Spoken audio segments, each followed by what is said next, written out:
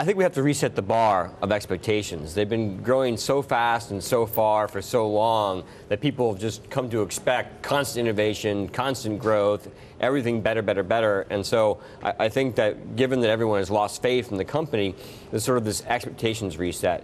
And the second point is more mathematical. So even if they come out with all the rumored and hoped for products, watches, rings, larger phones, smaller phones. Wait, rings? You know, there's a guy out there with a ring. I don't know. But I like the sound of that. people spend all this time trying to speculate on what Apple's next product will be. And I say, well, this is a company with a 30-year track record in innovation. That's what I'm going to bet on. But even if those things come out today, right, they're not going to have a material impact on earnings. And so this is kind of a year where we're not going to get a lot of earnings growth. So a lot of those things would throw through to next year, because even if they come up with a cheaper iPhone, margins would go down, right? A larger iPhone, probably margins would go down. So even if volumes went up, right, we wouldn't have a mathematical impact on growth. So if you're investing in Apple as a growth company, then you're probably having to wait till next year. So that's why I kind of call it this year. Should you be investing in Apple as a growth company? Because right now, if you look at the PE ratio, it's priced like a value stock. Right. Well, another way to look at the PE ratio is so the average of the S&P. Like, look at this. This is Apple's PE over the past 10 years. You know this well, but really, we don't look at this often enough. This is an extraordinary chart. And as Scott Galloway of NYU told us, it puts it on par PE-wise with Dell. Dell, yeah. Right. So another way to look at it is the average of the S&P is 14 times forward earnings.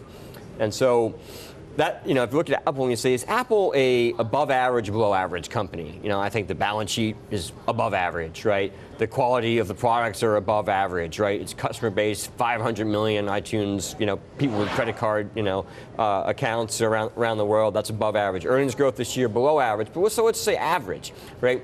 So the market's telling you that this company is going to earn $27 in earnings next year. They did 45 last year. We think they'll do 44 this year.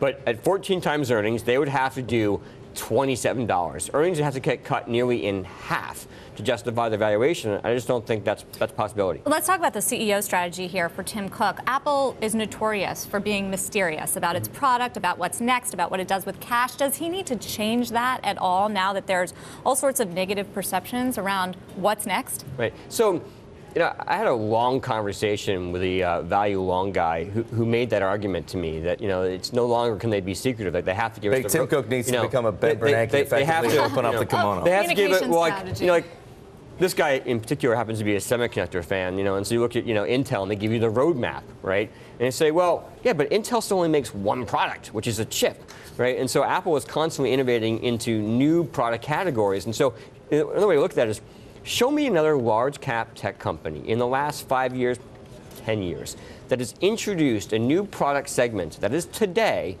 a reportable material segment. Not Google, right? Not Amazon, right? Not Microsoft, certainly not Dell. I mean, Dell and HP what try about to buy Netflix? Reed Hastings, he's changing the rules a little bit.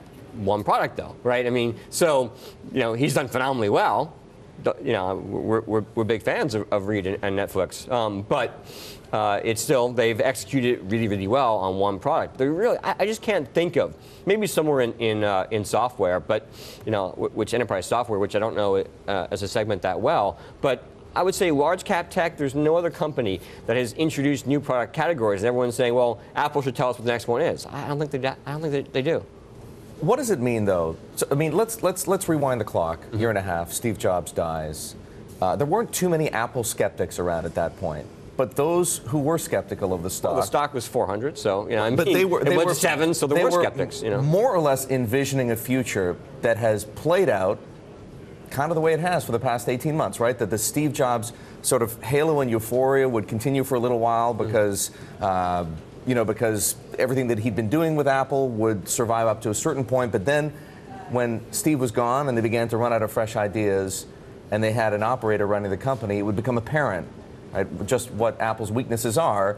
Well, it kind of looks like we follow that script. Well, you could almost blame Steve Jobs then, because everyone has said that the products that are in the market today were actually part of the Steve Jobs design team. Right. So Steve failed, in that not having that next product for them. But again, people are looking at the last 6 months and saying this is the future of Apple, and I'm saying, again, this is a 30-year track record. They have a phenomenal balance sheet. I think they have some of the smartest guys in the industry.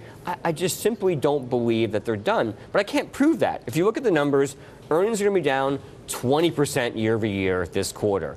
Maybe a little bit worse, right? I mean, I almost hope for worse, because let's just flush out the remaining skeptics, who just have given up faith in this company and say, all right, well, but how do you invest in a tech company that is shown to innovate in the future without being able to know exactly what that future is? And I don't know what that is, but I'm investing in the company, the track record, and the team.